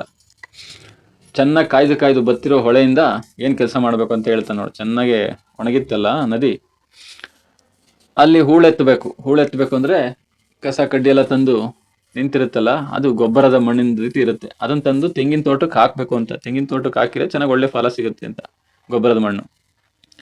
ಈ ರೀತಿ ಸೂಚನೆ ನೀಡ್ತಿದ್ರು. ಆ ದಣಿಗಳ ಮಾತು ಚಿನ್ನಮ್ಮನ ಕಿವಿಗೂ ಕೂಡ ತಲುಪುತ್ತೆ. ಆದರೆ ಅವಳು, ಅದು ನನಗಲ್ಲ, ನನ್ನ ಕಿವಿ ಬೀಳಿನ ಬುಗುಡಿಗೆ ಎಂಬಂತೆ ಅಂತ, ನನ್ನ ಕಿವಿ ಆಭರಣ ಏನಿದೆಯಲ್ಲ ಅದಕ್ಕೆ ಸಂಬಂಧಪಟ್ಟಂಗೆ ಅಂತಂದೇಳಿ ದಣಿಗಳ ಮನೆಯ ಮುಸ್ರೆ ಪಾತ್ರೆ ತಿಕ್ಕೊಂಡು ಹೊಳೆ ಬಗ್ಗೆ ತಲೆ ಕೆಡಿಸ್ಕೊಳ್ತಾ ಇದ್ಲು ಅವಳು. ನದಿ ಬಗ್ಗೆನೇ ತಲೆ ಕೆಡಿಸ್ಕೊಳ್ಳೋದು ಅವಳು, ಅದ್ರ ಬಗ್ಗೆನೇ ಮಾತಾಡೋದು. ಈ ರೀತಿ ಹಿಂಗೆ ನಡೀತಾ ಇತ್ತು. ಚಿನ್ನಮ್ಮ ಕೊನೆಗೂ ಆ ಮುಸ್ರೆ ಕೆಲಸವನ್ನೆಲ್ಲ ಮುಗಿಸಿ ಅವಳ ಗುಡಿಸಿನಲ್ಲಿ ಒಣ ಮೀನಿನ ಚಟ್ನಿಯಲ್ಲಿ ತಂಗಳನ್ನು ಉಂಡ್ಕೊಂಡು ಹೂಳು ಹೊರುವ ಕೆಲಸದಲ್ಲಿ ತೊಡಗಿಕೊಂಡ್ಳು. ಗಂಡನ ಜೊತೆ ಕೆಲಸ ಮಾಡಲೇಬೇಕು, ಒಪ್ಪಂದ ಆಗಿತ್ತಲ್ಲ. ಹಿಂಗೆ ಸುಡುವ ಬಿಸಿಲು, ತುಂಬ ಸುಡುವ ಬಿಸಿಲು. ಹಂಗೆ ಅಂಥ ಬಿಸಿಲಿರಬೇಕಾದ್ರೆ ಆ ತೋಟದ ನೆರಳಲ್ಲಿ ಸೂಚನೆಗಳನ್ನು ಕೊಟ್ಕೊಂಡು, ಕಾಶನ್ ಕೊಡ್ತಾ, ಇನ್ಸ್ಟ್ರಕ್ಷನ್ಸ್ ಕೊಡ್ತಾ, ಸಿಟ್ಟು ಮಾಡಿಕೊಂಡು ಏನು ಆ ದಣಿಗಳು ಹೇಳ್ತಾ ಕೂತ್ಕೊಳ್ಳೋದು ನೆರಳಲ್ಲಿ. ಇವರು ಸೂರ್ಯನನ್ನು ಮತ್ತು ದಣಿಗಳನ್ನು ಚಪ್ಪಿಸ್ತಾ ಹೂಳನ್ನು ಹೊರೋದು, ಮಣ್ಣನ್ನು ಹೊರೋದು. ಈ ರೀತಿ ಮಾಡ್ತಾ ಇದ್ರು. ತೆಂಗಿನ ಬುಡಕ್ಕೆ ತಗೊಂಡೋಗಿ ಎಸಿತಿದ್ಲು. ಯಾರು ಆ ಕುದುಪ ತುಂಬ ಒರೆಸ್ತಿದ್ದ, ಅವಳು ಎಸಿತಾ ಇದ್ಲು. ಆ ಹೂಳೆತ್ತುವ ಕೆಲಸ ಅದೇ ರೀತಿ ಮುಂದುವರಿತಿತ್ತು. ಮೂಳೆ ಮುರಿದು ಹೋಗುವಂಥ ಕೆಲಸ ಅದು, ಅಷ್ಟೊಂದು ತೂಕ ಇರುತ್ತೆ ಮಣ್ಣು. ಕುದುಪ ಅಷ್ಟೆಲ್ಲ ಮಾಡಿ ತುಂಬೋದು, ಮೇಲೆತ್ತೋದು ಅದನ್ನೆಲ್ಲ ಮಾಡಿ ಸುಸ್ತಾದ. ಒಂದು ಸ್ವಲ್ಪ ಹೊತ್ತು ಕ್ಷಣ ಅಲ್ಲೇ ನೀರೊಳಗೆ ಕುಸಿದು ಕುಳಿತ ಸುಸ್ತಾಗಿ. ಆದರೆ ನೆರಳಲ್ಲಿದ್ದ ದಣಿಗಳಿಗೆ ಸಿಟ್ಟಿನಿಂದ ಪಿತ್ತ ಎರೆದಂತಾಯ್ತು. ಕೆಲಸ ಮಾಡ್ದಂಗೆ ಇರಂಗಿಲ್ವಲ್ಲ ಅವ್ರ ಮುಂದೆ. ಎದ್ದೋಳೋ ಮೂರ್ಖಾಸಿನವ, ಪಡಿ ಅಳೆಯುವಾಗ ಪಾವಕ್ಕಿ ಕಮ್ಮಿ ಮಾಡಿದ್ರೆ ಸುಮ್ಮನೆ ಇರ್ತೀನ ನೀನು ಅಂತಂದು ಹೇಳಿ ಸಿಡುಕ್ಬಿಟ್ರು. ಅಂದರೆ ಆಹಾರ ಅಳತೆ ಮಾಡಬೇಕಾದ್ರೆ ಪಾವಕ್ಕಿ ಅಂದರೆ 25% ಕಡಿಮೆ ಮಾಡಿದ್ರೆ ಸುಮ್ಮನೆ ಇರ್ತೀನ ನೀನು ಅಂತಂದೆಲ್ಲ ಈ ರೀತಿ ಜೋರು ಮಾಡ್ತಾ ಒಂದು ಕಠಿಣವಾದ ಕೆಲಸವನ್ನು ಮಾಡಿಸ್ತಾ ಇದ್ರು. ಗಂಡ ಹೆಂಡರಿಬ್ಬರೂ ಕೂಡ ಆ ದಣಿಯವರ ಸಿಡುಕು ಬೈಗಳಿಗೆ ಎದುರ್ಕೊಂಡು ಹಂಗೇ ಬಿಸಿಲಲ್ಲೇ ಕೆಲಸ ಮಾಡ್ತಾನೆ ಅವರು ಎದುರ್ಕೊಂಡು. ಅವನ ದೇಹದ ಮೂಲೆ ಮೂಲೆಗಳಿಂದ ಎಷ್ಟು ತಾಕತ್ತಿದ್ದನ್ನೆಲ್ಲ ಸೋಸಿ ಕೆಲಸ ಮಾಡ್ತಿದ್ದ. ಇನ್ನೇನು ಹೂಳು ತುಂಬಿರೋಂಥ ಬುಟ್ಟಿಯನ್ನು ಚಿನ್ನಮ್ಮನ ತಲೆಗೆ ಏರಿಸ್ಬೇಕು ಅಷ್ಟರಲ್ಲಿ ನೋಡ್ತಾನೆ ಅವ ಏನೋ ಕುದುಪ ಮೂರ್ಛೆ ಹೋಗಿ ಬೀಳೋ ರೀತಿ ಆಗ್ಬಿಟ್ಟ. ಆ ರೀತಿ ಆಯ್ತಲ್ಲ ಅಂದರೆ ಎಲ್ಲಿ ನದಿ ಒಣಗಿತ್ತಲ್ಲ, ಅದ್ರಲ್ಲಿ ಮಣ್ಣನ್ನೆಲ್ಲ ತುಂಬಿ ಒರೆಸ್ತು ತೆಗೆದಾಕ್ತಿರಲ್ಲ, ಅದೇ ಟೈಮ್ಗೆ ಮಣ್ಣು ತೆಗಿತಾ ಇರಬೇಕಾದ್ರೆ 9 ತಿಂಗಳು ಕಳೆದಿತ್ತಲ್ಲ, ಆ ನದಿಯ ಉದರದಲ್ಲಿ ಅಂದರೆ ಆ ಜಾಗದಲ್ಲಿ ಎಲ್ಲೋ ಸೇರ್ಕೊಬಿಟ್ಟಿತ್ತು ಅದು ಬೆಳ್ಳಿ ಲೋಟ. ಮಣ್ಣೆಲ್ಲ ತೆಗಿಬೇಕಾದ್ರೆ ಬೆಳ್ಳಿ ಲೋಟದ ಮಂಕು ಮೂತಿ ಕಾಣಿಸುತ್ತೆ. ಮಂಕು ಮೂತಿ ಅಂದರೆ ಎಡ್ಜು. ಯಾಕೆ ಮಂಕಾಗಿತ್ತು ಅಂದರೆ ಮಣ್ಣಲ್ಲಿ ಸೇರ್ಕೊಂಡು ಅದು ಬ್ರೈಟ್ನೆಸ್ ಎಲ್ಲ ಹೋಗಿತ್ತು, ಬೆಳ್ಳಿಯ ಹೊಳಪೆಲ್ಲ. ನಾನು ಈ ದಂಪತಿಗಳನ್ನು ಅಪವಾದದ ಕುಣಿಕೆಯೊಳಗೆ ಸಿಲುಕಿಸಿ ನಾನು ಎಷ್ಟೊಂದು ಕಷ್ಟ ಕೊಟ್ಟಿದ್ದೀನಿ ಇವರಿಗೆಲ್ಲ. ಕೆಸರೊಳಗಡೆ ದೇಹ ಉದುಗಿಸ್ಕೊಂಡು ಬೆಳ್ಳಿ ಲೋಟವನ್ನು ಕುದುಪ ನಿಧಾನಕ್ಕೆ ಬುಟ್ಟಿಯಿಂದ ಹೊರಗೆ ಎಳೆದ. ಕೆಸರಲ್ಲಿ ಇತ್ತಲ್ಲ ಅದನ್ನು ಈಚೆ. ಇನ್ನು ಸೂತ್ಕ ಕಳೆದ ಹಸಿ ಮಗುವನ್ನು ಮೀಸುವಂತೆ, ಸೂತ್ಕವನ್ನು ಕಳೆಬೇಕಂದ್ರೆ ಹೆಂಗೆ ಸ್ನಾನ ಮಾಡಿಸ್ತಾರ ಅದೇ ಥರ ಅದನ್ನು ಹೊಳೆಯ ನೀರಿನಲ್ಲಿ ಆ ಬೆಳ್ಳಿ ಲೋಟವನ್ನು ತೊಳಿತಲೇ ಅವನೇ. ಅವಾಗ ಅದ್ರ ಬಗ್ಗೆ ಸ್ವಲ್ಪ ಆ ಕೊಳಕು ಬಾಯಿಂದ ಎಷ್ಟೆಲ್ಲ ಕೇಳಿದ್ರಲ್ಲ, ಹಂಗಾಗಿ ಹೊಳೆಯ ಹೂಳೊಳಗೆ ಅವತ್ಕೊಂಡಿತ್ತು, ಅದರ ಬಣ್ಣ ಗಾಂಭೀರ್ಯ ಎಲ್ಲ ಕಳ್ಕೊಂಡಿತ್ತಲ್ಲ. ಬೆಳ್ಳಿ ಲೋಟಕ್ಕೆ ಇದೀಗ ಸ್ವಲ್ಪ ಕುದುಪ್ಪನಿಗೆ ಒಂಥರ ನೋಡಿ ಜೀವ ಬಂದಂಗೆ ಆಯ್ತು. ಅವನು ತೋಟದ ಅಂಚಲ್ಲಿ ಆ ನೆರಳಲ್ಲಿ ಕೂತಿದ್ದ. ಒಕ್ಕಲ ಮಕ್ಕಳ ಬೆವರ ದಾರಿಯನ್ನು ದಿಟ್ಟಿಸ್ತಾನೆ ಇದ್ದ. ಅವಾಗ ದಣಿಗಳು ಕೂಡ ಬೆಳ್ಳಿ ಲೋಟವನ್ನು ಗಮನಿಸ್ತಾರೆ. ಈ ರೀತಿ ಚಿನ್ನಮ್ಮನ ಹಣೆಯಿಂದ ಕುಂಕುಮದೊಂದಿಗೆ ಕೆಳಗಿಳಿತಿದ್ದ ಬೆವರಿನ ದಾರಿಯನ್ನು ಕೂಡ ಗಮನಿಸ್ತಿದ್ದ. ಹಿಂಗೆ ಇರಬೇಕಾದ್ರೆ ಅವನಿಗೂ ಸ್ವಲ್ಪ ಏನೋ ಕುಲಗೆಟ್ಟ ಲೋಟವನ್ನು ನೀರೊಳಗೆ ಅದ್ದಿ ತೆಗೆಯೋದು, ಮಣಗಟ್ಟಲೆ ಕೊಳೆಗಟ್ಟಿದ್ದಂಥ ಅದನ್ನೆಲ್ಲ ಎಲೆ ವಸ್ತ್ರದಲ್ಲಿ ಒರೆಸಿ ಚಿನ್ನಮ್ಮ ಕೈಗೆ ಕೊಡೋದನ್ನು ದಣಿಗಳು ಕೂಡ ಮೌನವಾಗಿ ದಿಟ್ಟಿಸಿ ನೋಡ್ತಿದ್ರು. ಈ ಮಾನ್ಗೆಟ್ಟ ಹುಚ್ಚೊಳ ಯಾವುದೋ ಮಳೆಗಾಲದಲ್ಲಿ ಯಾರ್ದೋ ಮನೆ ಮಠ ಮುಳುಗಿಸಿ ಒತ್ತು ತಂದಿರುವ ಲೋಟ ಇರಬೇಕು ಅಂತಂದೇಳಿ ದಣಿಗಳು ಯೋಚಿಸಿದ್ರು. ಆದರೆ ಅದು ಹಂಗಾಗಿಲ್ಲ. ಆ ರೀತಿ ತೊಳೆಬೇಕಾದ್ರೆ ನೆರಳಲ್ಲಿ ನೋಡ್ತಾ ಇದ್ದ. ಆವಾಗ ಅದನ್ನೆಲ್ಲ ಚೆನ್ನಾಗಿ ತೊಳೆದ ಮೇಲೆ ಗೊತ್ತಾಯಿತು, ಹೌದು ಅದೇ ಬೆಳ್ಳಿ ಲೋಟ. ಅದರ ಕಂಠದಲ್ಲಿ 7 ಎಸಳುಗಳ ದೊಡ್ಡ ಹೂವಿನಂತಿದೆ. 7 ಎಸಳುಗಳ ಅಂದರೆ 7 ದಳಗಳಿರುವಂಥ ದೊಡ್ಡ ಹೂವಿನಂತೆ ಇತ್ತಲ್ಲ, ಹೀಗೆಲ್ಲ ಗೊತ್ತಾಯಿತು. ದಣಿಗಳ ದಾಂಪತ್ಯ ಜೀವನದ ಎಲ್ಲ ಪ್ರಮುಖ ಹಂತಗಳಲ್ಲೂ ಅದು ಮೂಕ್ಷ ಸಾಕ್ಷಿ ಆಗಿರ್ಲಿಲ್ವೇ ಅಂತ ಗೊತ್ತಾಯಿತು. ಅದನ್ನು ಎಷ್ಟು ಬಾರಿ ನೊರೆಕಾಯಿಯಿಂದ ಮೇಯಿಸಿಲ್ಲ. ನೊರೆಕಾಯಿ ಅಂದರೆ ಸೋಪು ಶಾಂಪು ಥರ ನೊರೆ ಬರುತ್ತಲ್ಲ, ಅಂತ ಒಂದು ಕಾಯಿ ಇದೆ. ಅಂಥ ಕಾಯಿಯಲ್ಲಿ ಎಷ್ಟು ಸರಿ ತೊಳೆದಿಲ್ಲ. ಹಂಗೆ ತೊಳಿಬೇಕಾದಾಗಲೆಲ್ಲ ಅದ್ರ ಮೈ ಮೇಲಿರೋ ಬಿಟ್ಟಿರೋಂಥ ಬಳ್ಳಿಯ ಡಿಸೈನ್ನ ಚಂದವನ್ನು ಅದು ಎಷ್ಟು ಬಾರಿ ದಣಿಪತಿಯವರಲ್ಲಿ ಹೊಗಳಿಲ್ಲ, ಎಷ್ಟು ಚೆನ್ನಾಗಿದೆ ಅಮ್ಮ ಇದು ಅಂತ. ಅದೇ ಥರ ಕಂಠದಲ್ಲೆಲ್ಲ ಬಳ್ಳಿ ಬಿಟ್ಟ ಚಂದದ ಲೋಟ. ಚಿನ್ನಮ್ಮನಿಗೆ ಆ ಲೋಟವನ್ನು ಅದೆಷ್ಟು ನೋಡಿದ್ರು ಸಾಲದು. ದಣಿಗಳಿಗೆ ಕಾಣುವಂತೆ ಬೇಕು ಅಂತಾರೆ ಅವಳು ಮೇಲಕ್ಕೆ ಹಿಂಗೆ ಎತ್ತರವಾಗಿ ಇಟ್ಕೊಂಡು ಹಿಡಿದು ನೋಡ್ತಿದ್ಲು. ಕುದುಪನು ಆ ಬೆಳ್ಳಿ ಲೋಟವನ್ನೇ ಗಮನಿಸ್ತಿದ್ದ. ಅವನಿಗಂತೂ ಆ ಲೋಟದ ದರ್ಶನ ಆಯ್ತಲ್ಲ, ಒಂಥರ ಬಿಸಿಲಿನಿಂದ ಜೀವ ಕಳ್ಕೊಂಡಂತಿದ್ದ. ದೇಹಕ್ಕೆ ಮತ್ತಷ್ಟು ಹೊಸ ಶಕ್ತಿ ಬಂದಂತಾಯ್ತು. ನೆತ್ತಿ ಮೇಲೆ ಒಂದು ಕಡೆ ಸೂರ್ಯನ ಬಿಸಿಲು ಇನ್ನಷ್ಟು ಬೇಕಾದ್ರೆ ಕಾರ್ಲಿ, ಒಂಥರ ಉಡಾಫೆ. ಇನ್ನು ಲೈಫ್ ಚೆನ್ನಾಗಾಯ್ತಲ್ಲ ಅಂತಂದೇಳಿ, ಜೀವನ ಅಂದರೆ ನಮ್ಮ ಅಪವಾದ ಹೋಯ್ತಲ್ಲ ಅಂತ ಈ ರೀತಿ ಸರಿಯಾದ್ವಿ ಅಂತಂದೇಳಿ ಇದನ್ನು ತಗೊಂಡೋಗಿ ಕೊಡಬೇಕು, ಒಪ್ಪಿಸ್ಬೇಕು ಅಂತಂದೇಳಿ ಆ ಲೋಟ ಚಿನ್ನಮ್ಮನಿಂದ ಅವನ ಕೈಗೆ ಹಸ್ತಾಂತರ, ಅಂದ್ರೆ ತಗೋಬೇಕು, ಬದಲಾಗಿ ಬರ್ಬೇಕು ಅವನ ಕೈಗೆ. ಆ ಕ್ಷಣಕ್ಕೋಸ್ಕರ ಅವನು ಕಾಯ್ತಾ ಇದ್ದ. ಆದರೆ ಅವನ ಕೈಗೆ ಬರುತ್ತಾ ಅದು ಲೋಟ? ಬರಲ್ಲ. ಆ ರೀತಿ ಕಾಯುವಂಥ ಪ್ರತಿ ಕ್ಷಣನೂ ಅವನಿಗೆ ಅತಿ ದೀರ್ಘವಾಗಿ ಕಾಣಿಸ್ತಾ ಇತ್ತು. ಕ್ಷಣ ಕ್ಷಣಕ್ಕೂ ಅವನ ಚಡಪಡಿಕೆ ಏರ್ತಾ ಇದೆ. ಆ ಬಗ್ಗೆ ಚಿನ್ನಮ್ಮನಿಗೆ ಲಕ್ಷ್ಯ ಇಲ್ಲ, ಗಮನ ಇಲ್ಲ, ಅವನು ಕೊಡಬೇಕು ಅನ್ನೋದಿಲ್ಲ. ಲೋಟದ ಚಂದವನ್ನ ಅವಳು ಆಕೆ ಮತ್ತೆ ಮತ್ತೆ ತಿರುಗಿಸಿ ನೋಡ್ತಿದ್ದಾಳೆ. ಆಕೆಯ ಒಡಲಲ್ಲೂ ಅದೆಷ್ಟೋ ಭಾವನೆಗಳು ಗಿರ್ಕಿ ಹೊಡಿತಿದ್ವು. ಅದ್ರ ಬಗ್ಗೆ ಭಾವನೆಗಳು ಇದೇ ಹೇಳ್ತಾಳೆ ನೋಡಿ. ಇದೇ ಲೋಟವಲ್ಲವೇ, ಈ ಲೋಟ ತಾನೆ ನಮ್ಮ ಬೆವರಿನ ಬೆಲೆ ಕಳೆದಿದ್ದು, ಕಳ್ಳತನದ ಕಿರೀಟವನ್ನ ನನ್ನ ಮುರುಕಲು ಗುಡಿಸಲ ಚಾವಣಿಗೆ ಜೋಡಿಸಿದ್ದು. ನಮ್ಮ ಗುಡಿಸಲಿಗೆಲ್ಲ ಕಳ್ಳತನದ ಕಿರೀಟವನ್ನ ಈ ಲೋಟ ತಾನೇ ತಂದಿಟ್ಟಿದ್ದು. ಥೂ, ಬೆಳ್ಳಿಯದ್ದಾದರೆ ಏನಂತೆ, ಬೆಳ್ಳಿದಾದ್ರೆ ಏನಂತೆ, ಬುದ್ಧಿ, ಇದ್ರ ಬುದ್ಧಿ ಮಣ್ಣಿಗಿಂತಲೂ ಬುರ್ನಾಸು, ಅಂದ್ರೆ ವ್ಯರ್ಥ ಅಂತ, ಮೂರ್ಖಾಸಿನದ್ದು ಅಂತ. ಪಟ್ಟದ ಮೇಲಿನ ಕತ್ತಿಗೆ ಚಟ್ಟದಲ್ಲಿರುವವನ ಮೇಲೆ ದಿಟ್ಟಿ ಎಂದಿಗೂ ಸಲ್ಲ ಅಂತಂದೇಳಿ ಆ ರೀತಿ ಬೈತಾ ಹೇಳ್ತಾವಳು. ಜಾತಿ ಹಾವಿಗೆ ಯಾಕೆ ಎರೆಹುಳದಂತೆ ಕೆಸರು ಕೆದಕುವ ಕೆಲಸ ಅನ್ನೋ ಥರ ಹೇಳ್ತಾವಳೆ. ಜಾತಿ ಅವ್ರದ್ದು ಒಳ್ಳೆ ಜಾತಿ ಆದರೆ ಕೆಸರು ಕೆದಕುವಂಥ ಕೆಲಸ ಯಾಕೆ ಮಾಡಬೇಕು? ಯೋಚನೆ ಮಾಡಿ ಮಾತಾಡ್ಬೇಕು ತಾನೆ ಅಂತ. ಈ ಬೆಳ್ಳಿ ಲೋಟದಿಂದ ನನ್ನ ಕುಟುಂಬ ಇದುವರೆಗೆ ಎಷ್ಟೊಂದು ನೋವನ್ನು ಅನುಭವಿಸ್ತು, ಎಷ್ಟೊಂದು ಅವಮಾನ, ಎಂಥ ಪಾಡನ್ನು ಪಡಬೇಕಾಯ್ತು. ಆ ಪಟ್ಟ ಪಾಡು ಪರಿತಾಪಗಳೆಲ್ಲ ಚಿನ್ನಮ್ಮನ ಗಮನದಿಂದ ನೆಗೆದು ಮೇಲೆದ್ದು ಆ ಚಿನ್ನಮ್ಮನ ಯೋಚನಾ ಶಕ್ತಿ, ವಿವೇಚನಾ ಶಕ್ತಿಯನ್ನೇ ಕ್ಷಣಕಾಲ ಕಸಿದುಕೊಂಡ್ವು. ಏನು ಮಾಡ್ತಿದ್ದೀನಿ ಅಂತಲೇ ಅವಳು ಗೊತ್ತಾಗಬಾರ್ದು, ಆ ರೀತಿ ಆಯಿತು. ಅವಳ ದೇಹದಲ್ಲಿ ಪಿತ್ತ ಒಂದು ಕ್ಷಣ ಕೆರಳಿದಂತಾಯ್ತು. ಪಿತ್ತ ನೆತ್ತಿಗೆರುತ್ತೆ ಅಂತ ಹೇಳಲ್ಲ, ಹಂಗಾಯ್ತು. ಅವಳು ಸಂಕಟ ಅನುಭವಿಸಿಲ್ಲಲ್ಲ, ಆ ಜೀವಕ್ಕೆ ಏನನ್ನಿಸ್ತೋ ಆ ಕ್ಷಣ ಚಿನ್ನಮ್ಮ ತಟ್ಟನೆ ಪೂರ್ವ ಅಭಿಮುಖವಾಗಿ ನಡೆದು ಬಿಟ್ಲು. ಅಲ್ಲಿ ಮಣ್ಣು ಹೊರ್ತಿದ್ಲಲ್ಲ, ಆ ಜಾಗದಿಂದ ಸ್ವಲ್ಪ ಮುಂದಕ್ಕೆ ಹೋದ್ರೆ ಇನ್ನೂ ನೀರು ಜಾಸ್ತಿ ನಿಂತಿದ್ವು ಪೂರ್ವಾಭಿಮುಖವಾಗಿ. ಅಲ್ಲಿ ತಗ್ಗು ಜಾಸ್ತಿ ಇತ್ತು. ಅದೇ ನದಿಯಲ್ಲಿ ಪೂರ್ವ ಅಭಿಮುಖವಾಗಿ ಅಂದರೆ ಪೂರ್ವದ ಕಡೆಗೆ ನಡ್ಕೊಂಡು ಹೋದ್ಲು. ಆ ನದಿಯಲ್ಲಿ 10 ಹೆಜ್ಜೆ ಹಾಕಿದ್ಲು ಪೂರ್ವ ಅಭಿಮುಖವಾಗಿ, ಸೂರ್ಯನ ಕಡೆ, ಸರಿ ಸೂರ್ಯ ಹುಟ್ಟುವ ದಿಕ್ಕಿನ ಕಡೆಗೆ. ಒಂದು 10 ಹೆಜ್ಜೆ ಹಾಕಿ 11ನೇ ಹೆಜ್ಜೆ ಆ ಜಾಗದಲ್ಲಿ ನಿಂತಲು. ಅಲ್ಲಿ ದೂರದಲ್ಲಿದ್ದಂತಹ ಹೊಳೆಯ ಆಳ, ನದಿಯ ಆಳ, ಮಡುವಿನತ್ತ ಜಾಗದತ್ತ ಬೆಳ್ಳಿ ಲೋಟವನ್ನು ಎಸೆದೇ ಬಿಟ್ಲು. ನೀರು ನಿಂತಿದ್ವು, ಆ ಕಡೆ ಎಸೆದೇ ಬಿಟ್ಲು ಜೋರಾಗಿ. ಒಂದು 10 ಹೆಜ್ಜೆ ಇಟ್ಬಿಟ್ಟು 11ನೇ ಹೆಜ್ಜೆಯಿಂದ ಅದರ ಕಂಠದಲ್ಲಿ ಬಳ್ಳಿ ಹೊತ್ತ ಆ ಲೋಟದಲ್ಲಿ ಕಂಠದ ಶೇಪ್ ಇತ್ತು, ಕುತ್ತಿಗೆ ಶೇಪ್ ಥರ. ಆ ಬಳ್ಳಿ ಎಲ್ಲ ಇತ್ತಲ್ಲ, ಆ ಬಳ್ಳಿ ಹೊತ್ತ ಆ ಲೋಟ, ಬೆಳ್ಳಿ ಲೋಟ ತೋಟದ ಅಂಚಿನ ನೆರಳಲ್ಲಿ ನಿಂತು ತನ್ನನ್ನೇ ದಿಟ್ಟಿಸುತ್ತಿದ್ದ ದಣಿಯವರ ಮೋರೆಯ ಅಸಂಖ್ಯ ಭಾವನೆಗಳನ್ನು ಓದ್ತಾ. ಅಂದರೆ ಆ ಲೋಟ ಮುಳುಗ್ತಾ ಇದೆ, ಆ ಲೋಟವನ್ನೇ ಇವರೇ 7 10 ಹೆಜ್ಜೆ ಇಟ್ಟಿದ್ದು ಎಲ್ಲ ನೋಡ್ತಾವನೆ. ಯಾರು? ದಣಿ ವೆಂಕಪ್ಪಯ್ಯ. ಅವನು ನೋಡ್ತಿರೋದನ್ನ, ಅವನ ಭಾವನೆಗಳನ್ನು ಅದು ಓದ್ತಾ ಅದರ ಹೊಳೆ ನದಿಯ ಮಡುವಿನಲ್ಲಿ ನಿಧಾನಕ್ಕೆ ಮುಳುಗಿ ಹೋಗೇ ಬಿಡ್ತು.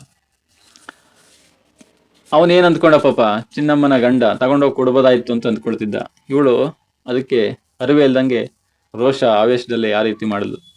ಚಿನ್ನಮ್ಮ ಹೊಳೆಯ ನೀರಲ್ಲೊಮ್ಮೆ, ಚಿನ್ನಮ್ಮ ನದಿ ನೀರಿದ್ವಲ್ಲ, ಆ ನೀರಲ್ಲಿ ಒಂದ್ಸರಿ ಸಂಪೂರ್ಣ ಮುಳುಗಿ ಮತ್ತೆ ಎದ್ದು ನಿಂತ್ಕೊಬಿಟ್ಲು. ಅಂದರೆ ನಾನು ಕಳಂಕವನ್ನೆಲ್ಲ ತೊಳ್ಕೊಬಿಟ್ಟೆ ಅಂತ. ಆ ನೆರಳಲ್ಲಿದ್ದ ದಣಿಯವರು ಒದ್ಕೊಂಡಿದ್ದಂಥ ಟವಲ್ನಿಂದ ಮುಖಕ್ಕೆ ಗಾಳಿ ಬೀಸ್ಕೊಂಡ್ರು. ಈ ಥರ ಆ ಬೆಳ್ಳಿ ಲೋಟದಿಂದ ಚಿನ್ನಮ್ಮ ಮತ್ತು ಕುಟುಂಬ ಕಷ್ಟವನ್ನು ಅನುಭವಿಸ್ಬೇಕಾಯ್ತು. ಹಂಗಾಗಿ ಚಿನ್ನಮ್ಮ ಆ ಬೆಳ್ಳಿ ಲೋಟವನ್ನು ಮತ್ತೆ ಆ ನದಿಗೆ ಎಸೆದೇ ಬಿಡ್ತಾಳೆ. ಆ ಬೆಳ್ಳಿ ಲೋಟ ಇದ್ದರೆ ತಾನೇ ಈ ಥರ ಎಲ್ಲ ಕಷ್ಟ ಆಗೋವಂಥದ್ದು, ಅದಿರೋದೇ ಬೇಡ ಅಂತಂದೇಳಿ ಈ ರೀತಿಯೆಲ್ಲ ನಿರ್ಧಾರ ತಗೊಂಡೇ ಬಿಟ್ಲು. ಇನ್ನು ಹೆಚ್ಚಿನದಾಗಿ ಲೇಖಕರ ಪರಿಚಯ ಇದೆ, ಕೆಲವೊಂದು ವಿಚಾರಗಳನ್ನು ಅವಶ್ಯಕತೆ ಇದ್ದರೆ ನೋಡಿ. ಇನ್ನು ಶಬ್ದಾರ್ಥಗಳು, ಮಂಗಳೂರಿನ ಆಡುಭಾಷೆಯ ಪದಗಳನ್ನು ಗಮನಿಸಿ ನೋಡಿ. ಇನ್ನು ಸಂದರ್ಭಗಳು ಈ ರೀತಿ ಹೆಚ್ಚಿನದಾಗಿ ಕೇಳ್ತಿರ್ತಾರೆ. ಕಾವಿಗೆ ಕೂತ ಹೆಂಟೆಯಂತೆ. ಇನ್ನೊಂದು ಪ್ರಶ್ನೆ, ಇದೇ ಲೋಟವಲ್ಲವೇ ತನ್ನ ಬೆವರಿನ ಬೆಲೆ ಕಳೆದದ್ದು ಅಂತ. 2 ಅಂಕಗಳ ಪ್ರಶ್ನೆ, ಮುಂಜಾನೆ ಚಿನ್ನಮ್ಮ ಯಾವ ಕೆಲಸದಲ್ಲಿ ತೊಡಗಿದ್ದಳು ಅನ್ನೋದು ಕೇಳ್ತಾ ಇರ್ತಾರೆ. ನೆಕ್ಸ್ಟು ಧಣಿ ಪತ್ನಿ ಬೆಳ್ಳಿ ಲೋಟವನ್ನು ಹೇಗೆ ಪರಿಚಯಿಸಿದ್ದಾಳೆ ಅಂತ 4 ಅಂಕಗಳಲ್ಲಂತೂ ಹೆಚ್ಚಿನದಾಗಿ ಕೇಳ್ತಾ ಇರ್ತಾರೆ. ವೆಯ್ಟೇಜ್ ತುಂಬ ಇರೋಂಥ ಲೆಸನೇ ಆಗಿರುತ್ತೆ ಯಾವಾಗಲೂ ಇದು.